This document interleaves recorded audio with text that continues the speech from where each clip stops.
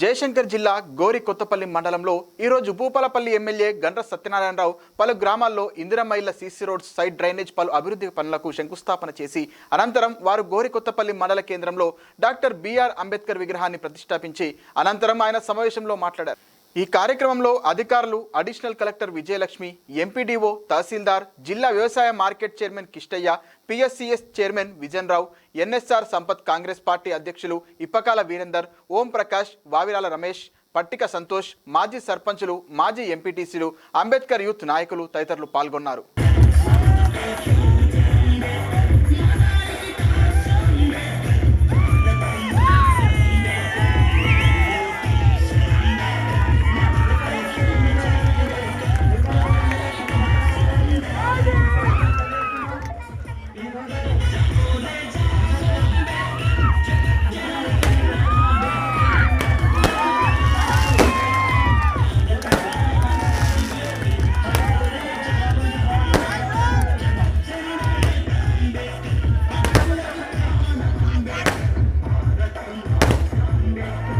ఇది గోరి కొత్తపల్లి మండల హెడ్ క్వార్టర్. ఇది ఈ మండల హెడ్ క్వార్టర్ లో నేను అసెంబ్లీలో చెప్పిన తూటలేని తుపాకీ లెక్క మండలం చేశారు. అప్పుడు కూడా రోడ్లెక్కి ధర్నాలు చేశాం. మండలం ఖచ్చితంగా కావాలని రాస్తారోక చేశాం. మండలాన్ని ప్రకటించినాక సంవత్సరన్నర కాలమో 2 ఏళ్ళలో ఉంది వాళ్ళకు. కానీ ఒక ఎంఆర్ఓ ఎంపీడీఓ భవనం కానీ, అదేవిధంగా ఒక పోలీస్ స్టేషన్ కానీ, ఒక ప్రైమరీ హెల్త్ సెంటర్ కానీ, అదేవిధంగా ఒక కరెంటు ఏఈ ఆఫీసు, మండల హెడ్ క్వార్టర్లో ఏమేమి ఆఫీసులు ఉండాలో ఆ ఆఫీసులన్నీ కూడా ఒక్కడి కూడా లేవు.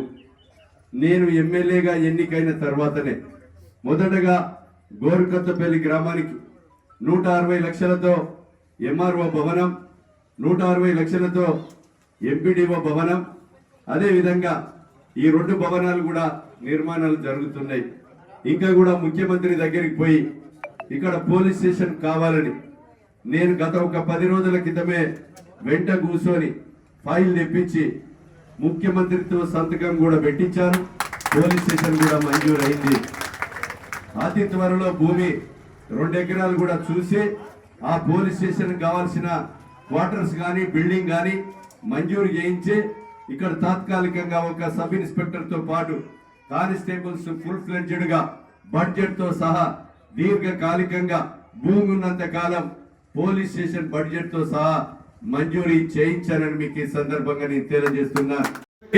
మరి ఒక చట్టం తెచ్చి కార్మికుడు 8 గంటల కంటే ఎక్కువ పని చేయకూడదని మరి కార్మిక చట్టం తెచ్చిన వ్యక్తి వ్యవసాయ చట్టాలను కూడా కేంద్రంలో వ్యవసాయ శాఖ మంత్రిగా, న్యాయశాఖ మంత్రిగా, అదేవిధంగా కార్మిక శాఖ మంత్రిగా ఈ భారతదేశ ప్రజలకు ఈరోజు కొత్త చట్టాలు తెచ్చి మన ఈరోజు రిజర్వేషన్లు కల్పించినటువంటి గొప్ప మహనీయుని ఈరోజు రాజ్యాంగం మార్చవలసిన అవసరం ఉన్నదని కొంతమంది అధికార బల్పుతో మాట్లాడుతున్నారు.